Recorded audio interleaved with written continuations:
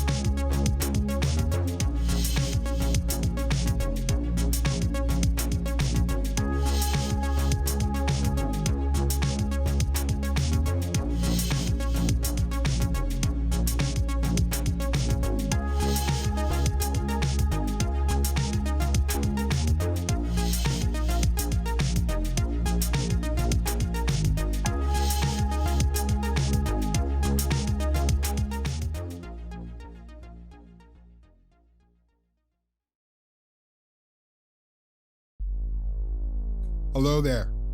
Good to see you. Perhaps you were wondering, am I the only one who is unsure of what to expect? Relax. You are. Just kidding. No, you are not alone. There are friends who are here for the first time and are wondering what the heaven is going on. See what I did there? Heaven. No matter your story and no matter your history, you are in the right place at the right time. You may be here because someone begged you to come, or maybe you're here because it's just what you do on Easter. That doesn't matter. You may not know the songs we sing today or why we sing them. And you know what? Still, that doesn't matter. You may not even believe all that you hear today, and that is okay too. What really matters, what matters most, is that you matter to God. God who did something extraordinary that matters for you. Even if God doesn't matter to you, or doesn't matter to you anymore. So regardless of why you're here, or how you got here, and what you carried in here, you are invited to participate in the celebration of Easter. A celebration of the culmination of God's plan to assure you of just how much you matter, how much you matter to Him. On Easter, we celebrate God's relentless pursuit of us, of you, of the you beside you, of the you who is nothing like you. Easter is the ultimate evidence of God's overwhelming, never-ending, unconditional love for you. There's no shadow you won't light up, mountain you won't climb up, come after me. There's no wall you won't kick down, ladder you won't tear down, come after me. There's no shadow you won't light up, mountain you won't climb up, come after me. There's no wall you won't kick down, ladder you won't tear down, come after me. There's no shadow you won't light up, mountain you won't climb up, coming after me. There's no wall you won't kick down, ladder you won't tear down, coming after me. There's no shadow you won't light up, mountain you won't climb up, coming after me. No wall you won't kick down, ladder you won't tear down, coming after me. Never-ending, reckless love of God. Oh, it chases me down, fights till I'm found, leaves the 99. I couldn't earn it, I don't deserve it, till you give yourself away. Oh, the overwhelming, never-ending, reckless love of God.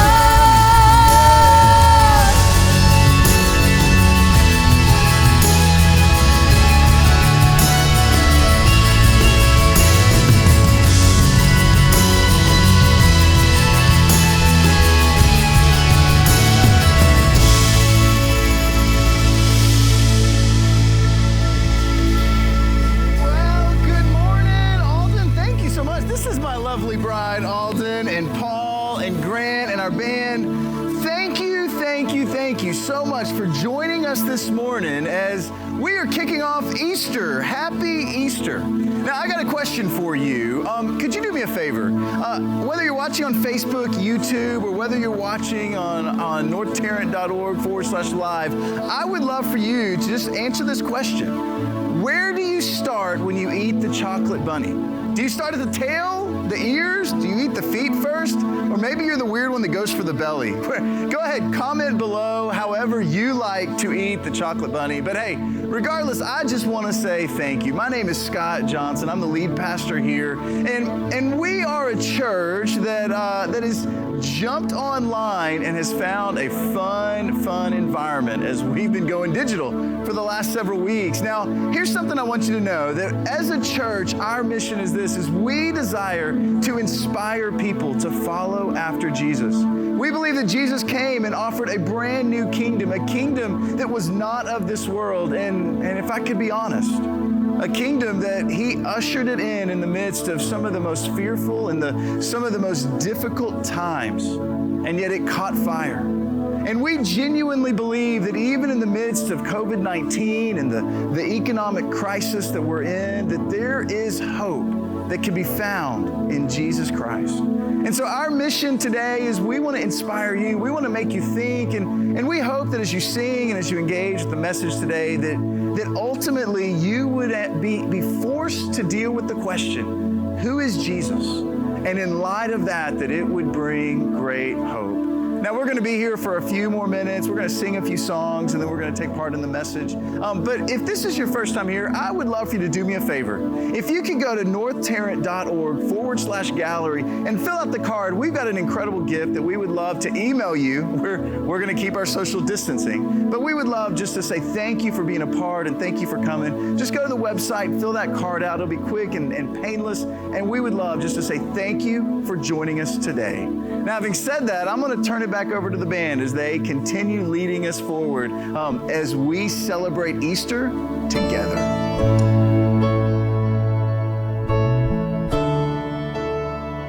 How great the chasm that lay between us, how high the mountain I could not climb.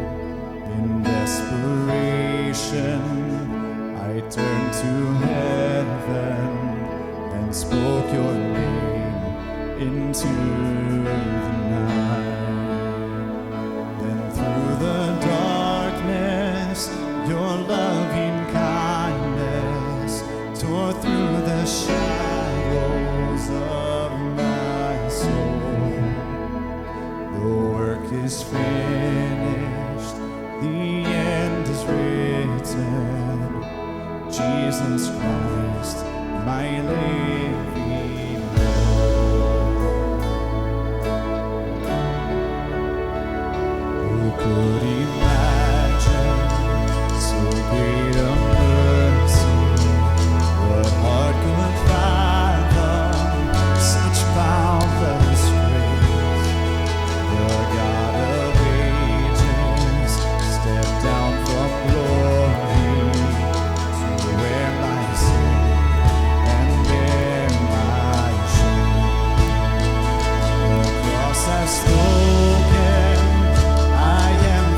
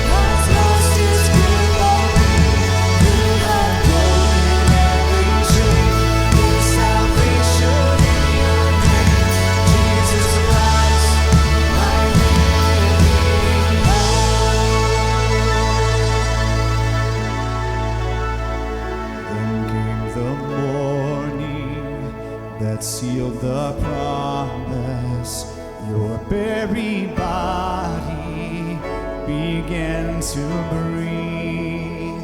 Out of the silence, the roaring lion declared the grave has no claim on me. Then came the morning, sealed the promise. Everybody began to breathe. Out of the silence, the roaring lion declared the grave has no claim on me. Jesus, yours is the victory. Oh, hallelujah. Praise the one who set me free. Hallelujah. Death has lost its grip on me. You have broken every chain. There's salvation in your name, Jesus Christ, my living hope. Hallelujah. Praise the one who set me free. Hallelujah. Death has lost its grip on me. You have broken every chain. There's salvation in your name, Jesus Christ, my living hope. Jesus Christ, my living hope. God, you are my living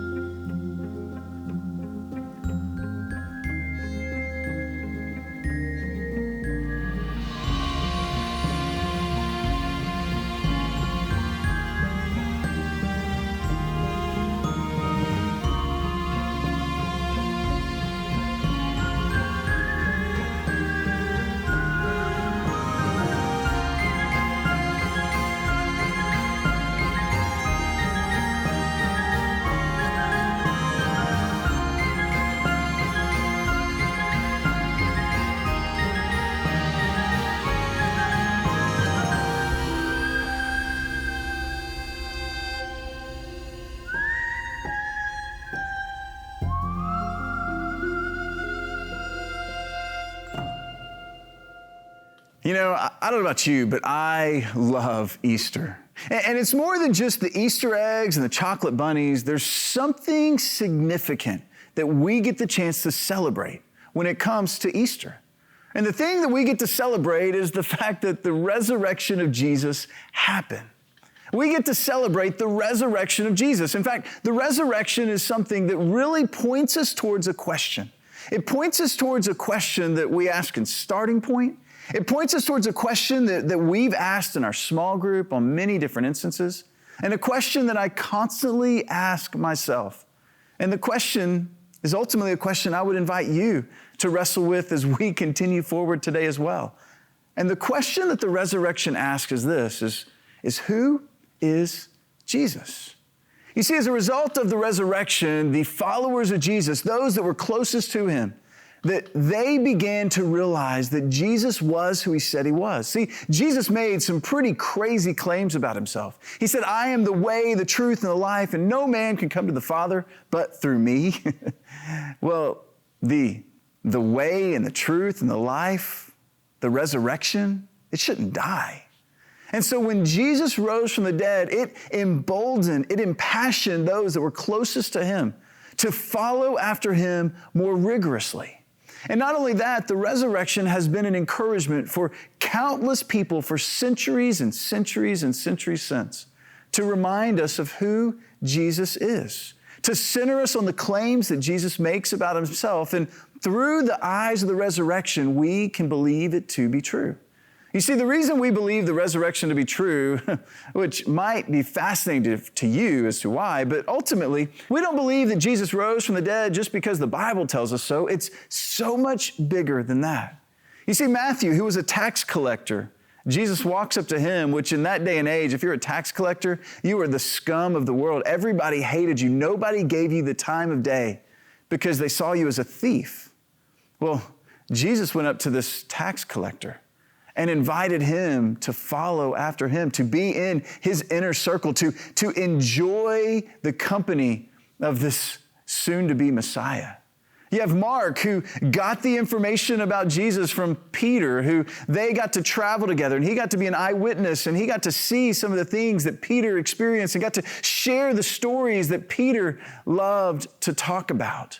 And Mark documents the account of Jesus. Mark documents the things that he saw and the way that it changed Peter's life. You have Luke, who was a physician, an incredibly smart individual. Luke, he would open off his account of Jesus by saying that I very meticulously documented the life of Jesus. I began to do great research. I researched far and wide because of this guy named Jesus, it's turned our world, our culture upside down. So I feel the need to write a detailed report of who Jesus really is. Not only Matthew, Mark, and Luke, but you also have the brother of Jesus. I mean, what would it take for you? I mean, if you really got honest with yourself, what would it take for you to believe that your older brother was and is the Son of God? It probably takes something akin to a resurrection. And sure enough, on the other side of the resurrection, Jesus, his baby brother, would become a follower of Jesus. You've got Paul, who ultimately was, or arguably, is one of the greatest leaders of the church movement that we have today. And Paul was out to crucify, to eliminate, was out to eradicate the followers of Jesus. And then all of a sudden he was blinded by a light to such a degree that it turned his life upside down.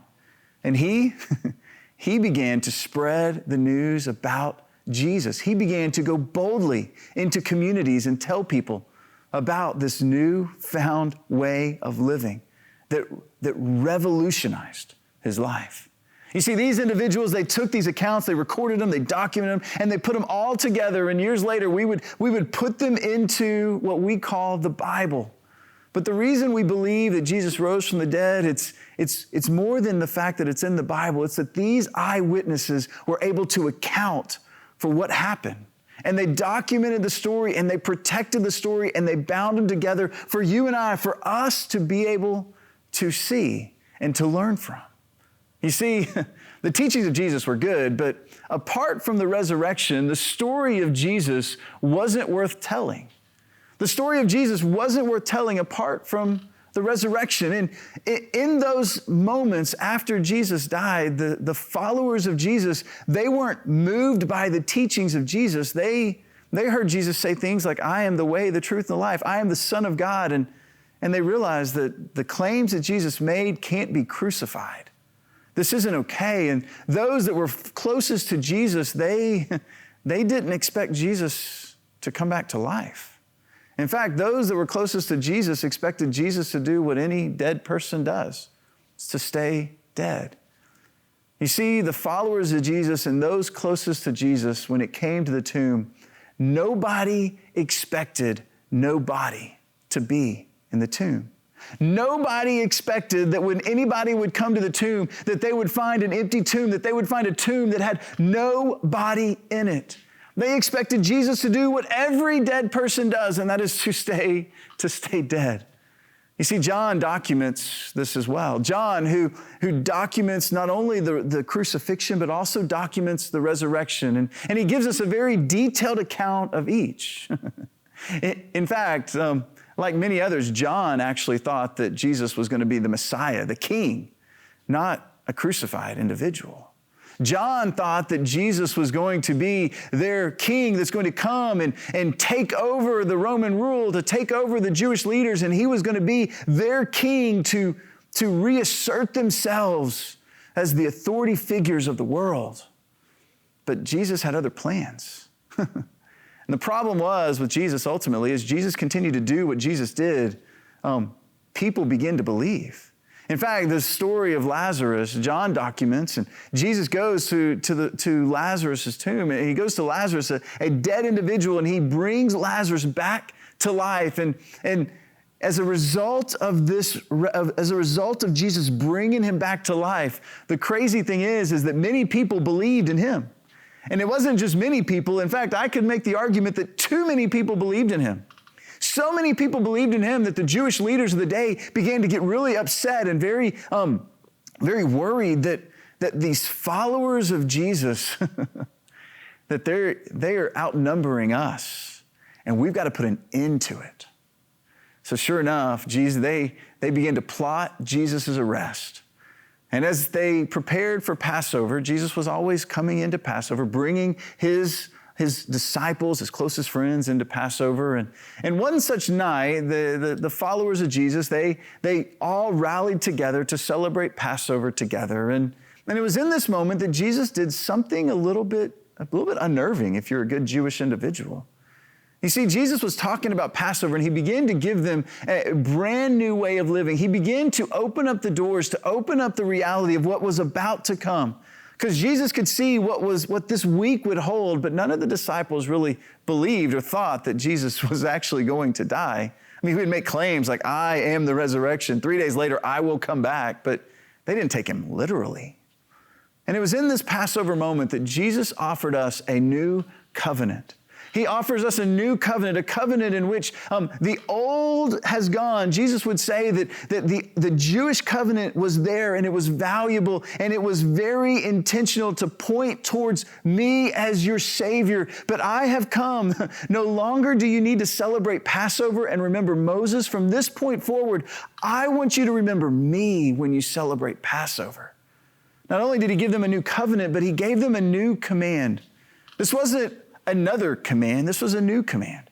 It was a new ethic. It was a new brand of living that Jesus wanted all followers to be known by.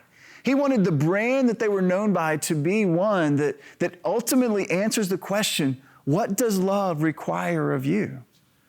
Well, then Jesus answered that question as only he could. You see, it wasn't that much longer after they celebrated Passover that Jesus was betrayed. He was betrayed by a friend. He was turned over to Pilate. And in that moment, Pilate sees this individual, sees Jesus as someone that really doesn't deserve a criminal's death. And so he does what he hopes can appease the crowd and orders them to flog Jesus, to which they flog him. They beat him. They give him the extent that they can without necessarily killing an individual. And sure enough, he turns to the crowd. Pilate turns to the crowd and says, "Is this enough?" And they began chanting and with great roars yelling, "Crucify him, crucify him, crucify him." And John documents the crucifixion. John documents what happens. In fact, John would say in John chapter 19, he goes on, he says, "So the soldiers took charge of Jesus." The soldiers, they took charge of Jesus in this moment. They gave Jesus his own cross, and carrying his own cross, he went out to the place of the skull. And it continues on, and he says, there they crucified him. And with him 2 others, one on each side, with Jesus in the middle. You see, John records what's going on the cross because John was there. In fact, we believe that John was right by Jesus' mother, Mary. I mean, imagine be standing next to the mom of somebody that's watching their son be wrongly put to death. I can imagine that John has got his arm around Mary, that he's trying to encourage her while he's also feeling the weight and the hurt that's there. And in the midst of this, Jesus looks at John and says, "Hey, will you take care of my mom? Will you take care of my mother?" What an incredible statement of truth and faith that Jesus believed that John was the kind of person that would be able to take care of his own mother. And then he goes on and he recounts something that Jesus said. Jesus' last words before he breathed his last. And the words he says was this, "It is finished." And then And then John accounts that Jesus bowed his head and he breathed his last. He bowed his head and he gave up his spirit. He gave up his spirit as if to say, it's finished. There's nothing more. And before John continues forward, he pauses and he begins to reflect on such an unusual statement. He leans forward in this moment, and he leans forward thinking about the generations that would come beyond him, the generations that would come after him, that would be reading this account. He leans forward and he looks at you and he looks at me and he says this. He says, the man who saw it, which he's documenting about himself, the man who saw it has given testimony, and his testimony is true. And he continues on and he says this, he knows that he tells the truth. And he testifies so that, and it's at this point that he's reaching through the pages of his account of Jesus, and he's looking at you, he's peered in on your eyes, and he's saying, he knows, I know that what I'm telling you is true, and I can testify so that you may also believe. Now, I know you might be on the other side and you're thinking, I mean, that makes sense. They did what normal people do. I mean, there's many times that there's been individuals who've risen up in different governments and have claimed to be the king or have tried to take control, and governments put them to death all the time. What you've told me so far is easy to believe, John. Why would you be making this claim? To which John would look at you and would look at me and say, wait, what I'm about to tell you, this is when it gets good. This is what changed my life. It's what happens next. So John continues and he talks about, he says later, after Jesus had breathed his last, they take him down. Typically what happens in this is a crucified body just gets kind of thrown out, and they don't prepare it. They don't have much respect or dignity for individuals that have been crucified because they're criminals. And it says later, Joseph of Arimathea asked Pilate for the body of Jesus. And with Pilate's permission, you've got to get permission. With Pilate's permission, he came and he took the body. And then John documents who was with Joseph of Arimathea. I mean, the detail that John puts into play is so fascinating. And he says that Nicodemus, he was accompanied by Nicodemus, the man who had earlier visited Jesus at night. John documents the account of Jesus and Nicodemus, and he's like, I remember this. So Joseph of Arimathea was with Nicodemus, and they go and they get the body, and it says Nicodemus brought a mixture of myrrh and aloes, about 75 pounds. Now, why did they bring 75 pounds of myrrh and aloe? Because they expected Jesus to stay dead. And because of who he was and what he taught, they wanted to give him a proper burial. And they wanted to do everything they can to help him, to encourage him. They wanted to do everything they can to give him the dignity that they felt he deserved, because they didn't expect him to come out of the grave. No, they expected him to stay dead. And they wanted to honor the deceased.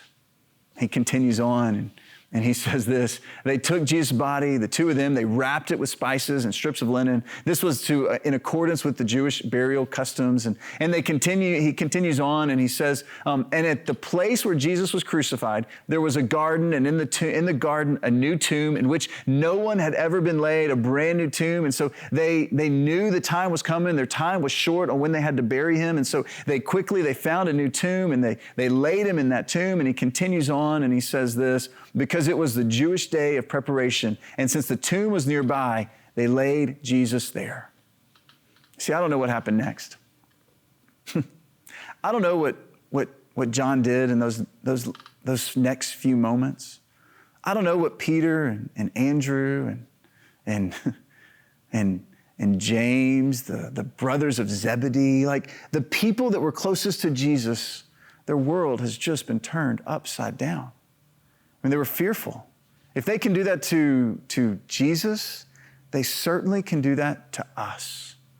They ran. I mean, they're still trying to figure out what is next. What are we going to do? What goes on? They're probably, if we show our face in public, they're probably going to want to do to us what they did to Jesus. And sure enough, as they're upstairs trying to figure out the game plan of how do we disassociate ourselves with this crucified criminal in many people's eyes, all of a sudden, the door begins to rattle with somebody knocking on it. And it wasn't just anybody. In fact, in this moment, it says that Mary Magdalene, she opens the door. They open the door and they see Mary Magdalene, who was an individual, who was a lady who found great value in Jesus, because Jesus, in a day when women were seen as second-rate citizens, Jesus gave dignity and honor to everybody, women and children alike. Mary loved what Jesus did for her. Mary loved how Jesus esteemed her. Mary loved how Jesus valued her. And so Mary, like any good person, wanted to check and wanted to make sure that this man that she had grown to love and respect greatly had been taken care of. And John documents that Mary Magdalene comes and she opens the door and she makes this statement. She says, they've taken the Lord out of the tomb and we don't know where they put him. In other words, somebody has stole the body. What do we do? I don't know where to go, but there's been grave robbers or something has happened. And the tomb is empty. I saw where they laid him. I saw where the stone was put, and I just went back and it's empty. Somebody has stolen the body. We've got to figure it out. And sure enough, John documents what happens next. And I love how John documents this because it says, so Peter and the other disciple, I have reason to believe that the other disciple was actually John. I have reason to believe that John is writing himself into the story, and after the fact, he's writing this many years after the resurrection and after he's already seen so many of his friends and the disciples have died courageously and boldly believing that Jesus was who he says he was. He writes himself into the story, and I believe this is him. He says, so Peter and the other disciple started for the tomb, and listen to this. He says, both were running, but the other disciple, outran Peter and reached the tomb first. And John continues on and talks about his extent there. He says he bent over and he looked in at the strips of linen lying there, but he did not go in. Why do you think he stopped? Why did he not go in?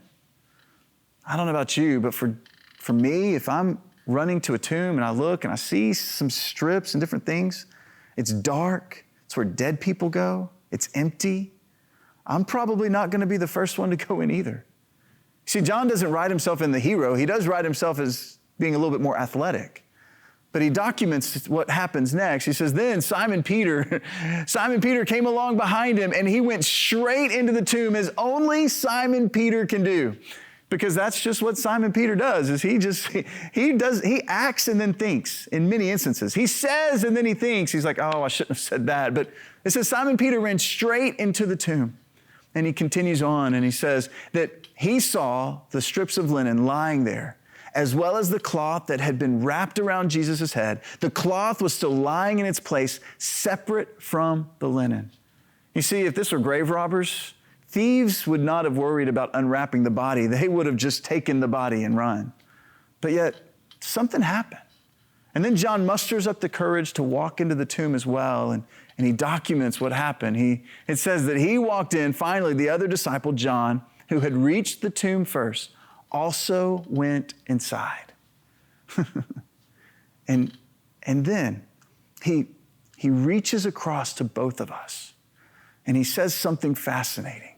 He reached in, he goes inside, and check out what happened next. It says that he saw and he believed.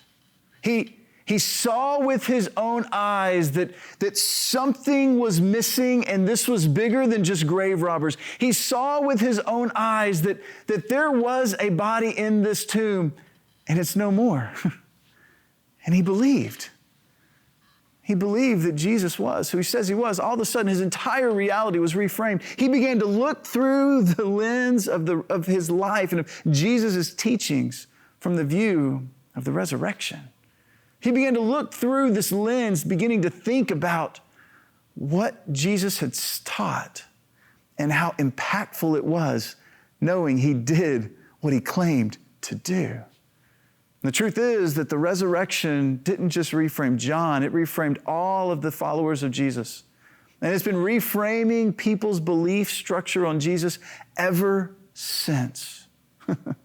I mean, you think about it. John realized in that moment of what mercy was available to everybody. I mean, who could imagine so great a mercy?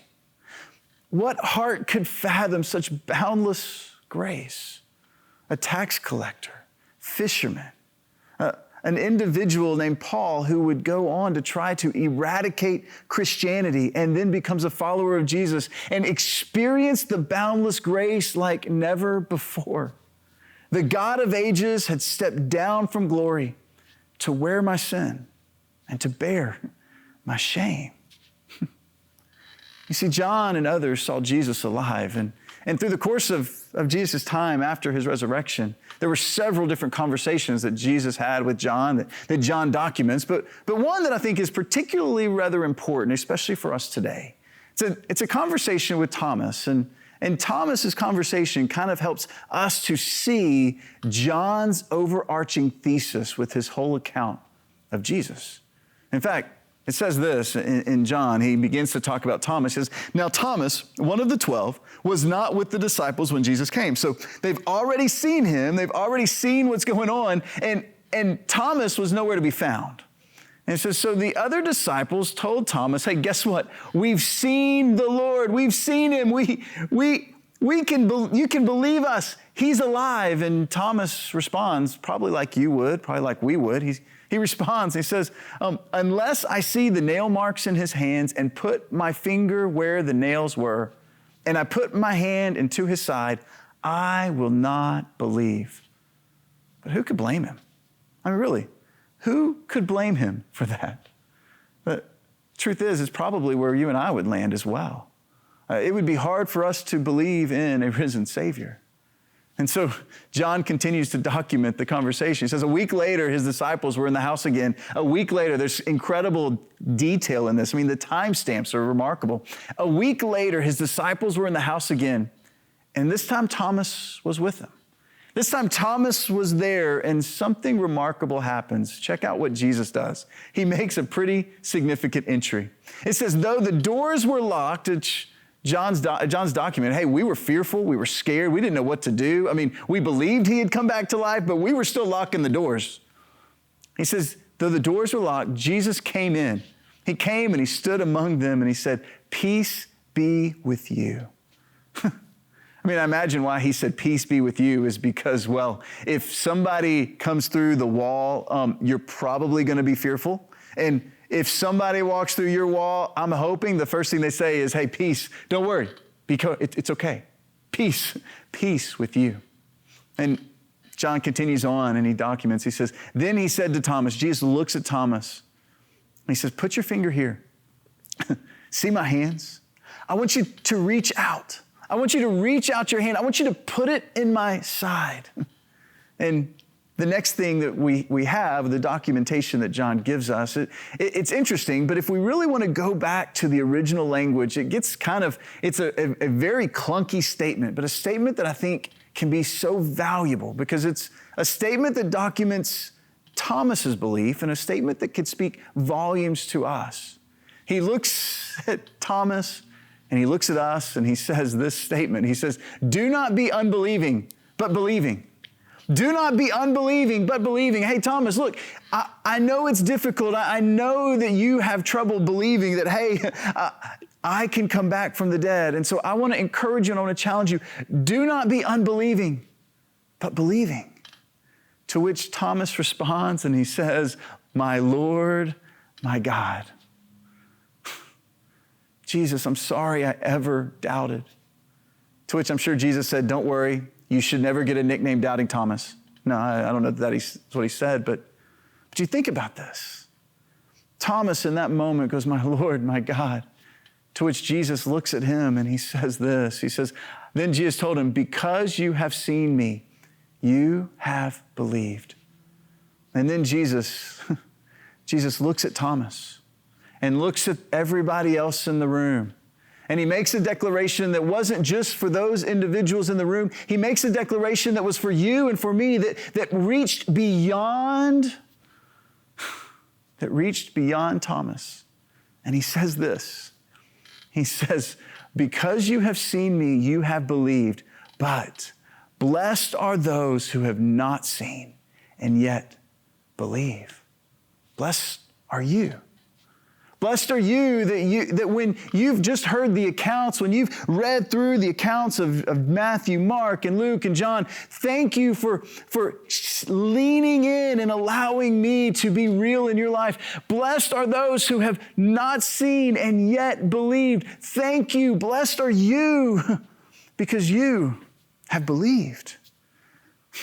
You see, this is our invitation today. John gives us an opportunity, an invitation across the board, knowing that we will not be able to see like Thomas saw. But he's saying, blessed are you, those that believe, even though they haven't seen. You see, and John would make the declaration, would make the invitation for all of us, that the invitation is this, is that we would believe in, that we trust that we would believe in Jesus, that he is the Messiah, that he is the King that they were waiting for, that he is the Son of God, and that we would trust in the resurrection, that we would look at the resurrection from a completely different light. You see, John, a bystander to the rabbi, would peer into to his account, looking at us, and would encourage us. You see, the reason he wrote this, the reason that he documented these stories, the reason that he put this into account was ultimately so that you and I may see through his eyes and that we may believe. You see, I don't know about you, but to really put our minds around the resurrection can be daunting. But John wrote these in such a way that we can look not as a fabricated story, but that we could look through the eyes of John and see the thing that turned John's life upside down, the thing that turned Peter and James, the brother of Jesus' life, upside down. And it authenticated and it absolutely put truth to the promises that Jesus had made. It gave clarity to the teachings that Jesus had given so many times before. And it gives clarity to us. I mean, you think about the statement, you think about what's going on, you think about the promise of an empty tomb. And when you think about that Sunday morning, as James and John and Peter, as they're sitting in the room fearful of what's happening, and yet Jesus knew good and well what was about to overwhelm them. That promise that Jesus' buried body began to breathe.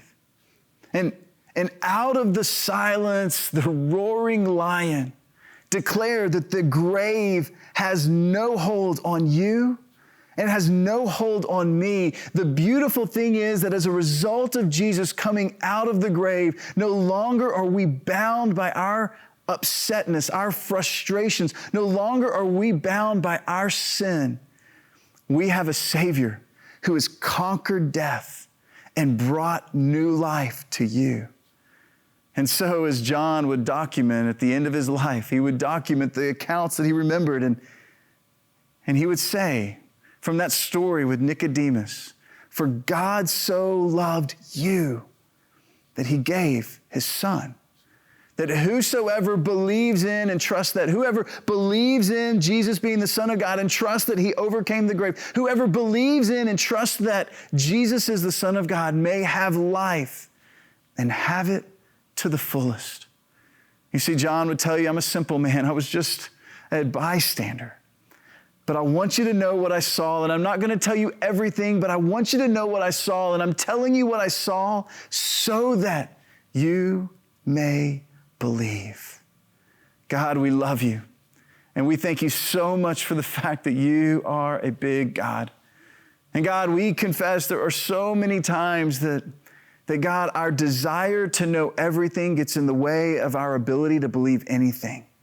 But God, I just pray that this Easter season, that over the next few days, the next few hours, that we would be able to reflect and think about that simple question: who is Jesus? And that God, as a result of John's remarkable testimony, may we be able to put our belief, our faith in a risen Savior that overcame the grave on behalf of you and on behalf of me. So God, I pray that you would give us the courage and the boldness to believe, to put our faith in you. God, thank you for loving us. Thank you for dying on the cross for us. And thank you that today we get to celebrate that, God, you have overcome the grave. We love you and we thank you. It's in Jesus' name that I pray. Amen. Then came the morning that sealed the promise. Your buried body began to breathe. Out of the silence, the roaring lion declared the grave has no claim on me. Then came the morning that sealed the promise. The buried body began to breathe. Out of the silence, the roaring lion declared the grave has no claim on me. Jesus, yours is the victory. Oh, hallelujah. Praise the one who set me free. Hallelujah. Death has lost its grip on me. You have broken every chain. There's salvation in your name. Jesus Christ, my living hope. Hallelujah. Praise the one who set me free. Hallelujah. Death has lost its grip on me. You have broken every chain. There's salvation in your name. Jesus Christ, my living hope. Jesus Christ, my living hope. God, you are my living hope.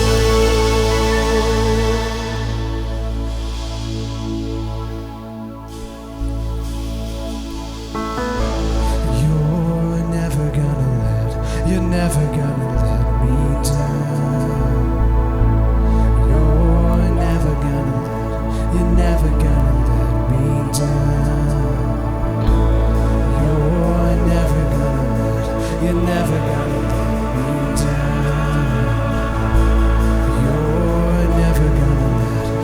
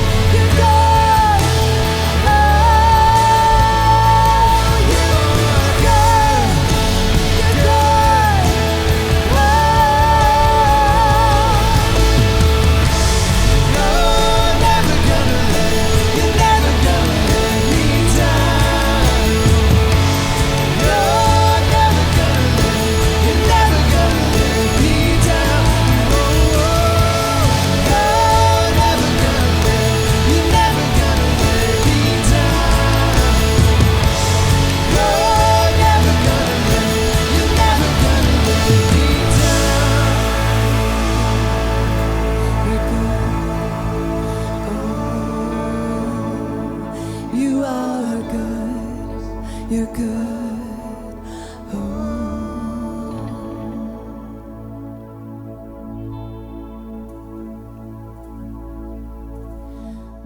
chains are gone. I've been set free.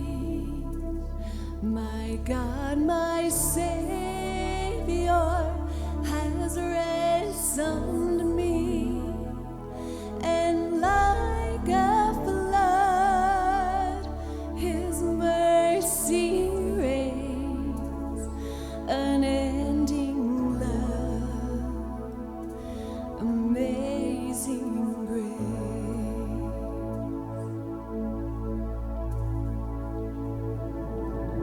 Released from my chains, I'm a prisoner no more. My shame was a ransom He faithfully bore. Ransomed my debt and He called me His friend.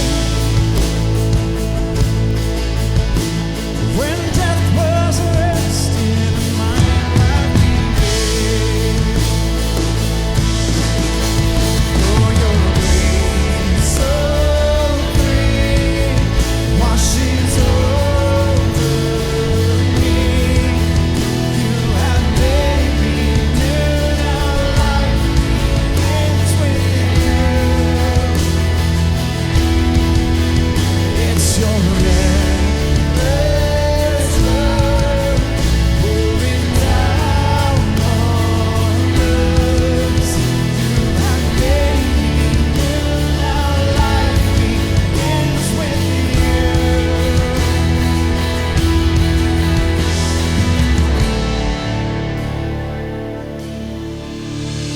Our Savior displayed on a criminal's cross. Darkness rejoiced as though heaven had lost. But then Jesus arose with our freedom in hand. That's when death was arrested, my life began. That's when death was arrested, my life began. Oh, your grace so free washes over me. You have made me new. Now life begins with you. It's your endless love pouring down on us. You have made us new. Now life begins with you. Oh, we're free, free, forever we're free. Come join the soul of all the redeemed. Yes, we're free, free, forever amen. When death was arrested, my life began. Oh, we're free, free, forever we're free. Come join the soul of all the redeemed. Yes, we're free, free, forever amen. When death was arrested, my life began. When death was arrested, my life began. Oh, when death was arrested, and my life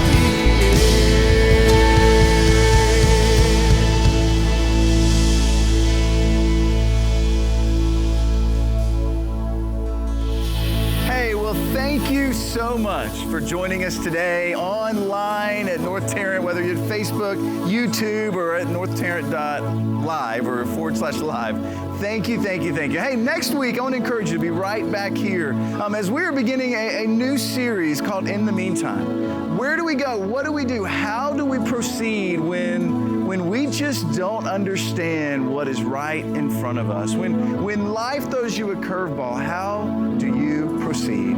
Hey, we look forward to stirring the conversation with you. Now, if this is your first time here, I would encourage you go to our website, northtarrant.org/gallery. It'd be a great spot for you to let us know about you, and we'd love to put a gift in your hand Now, having said that, we look forward to seeing you in the digital world, whether it be at our prayer time on Wednesday night, whether it be just throughout the week as we're reading stories with your kids, or at fun family Friday nights this coming week. Y'all have a wonderful week. Happy Easter, and we'll see you this week in the digital world. Bye.